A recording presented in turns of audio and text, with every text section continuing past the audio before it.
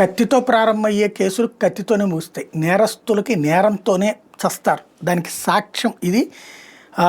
లోకేంద్ర అనేవాడిని నిన్న చంపేశారు. రోడ్డు మీద వెళ్తుండగా, బైక్ మీద వెళ్తుండగా బండితో గుద్దేసి కారుతో ఆ పైన వేట కొడవలతో నరికి చంపేశారు. ఇది ధర్మవరం దగ్గర జరిగినటువంటి సంఘటన.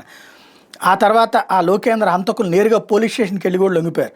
కొత్తపేటలో బొప్పాయికాయలు విక్రయించి బైరోడు కొడుకైనటువంటి లోకేంద్ర పెళ్లి కాలేదు, గంజాయి తాగుతూ జులాయిగా తిరుగుతున్నాడు. ఏడాది క్రితం రైల్వే స్టేషన్లో 15 రూపాయల ఆటో బాడుగు విషయంలో శ్రీనివాసులు రెడ్డి అనే వృద్ధుని బండరాళ్లతో కొట్టి చంపాడు.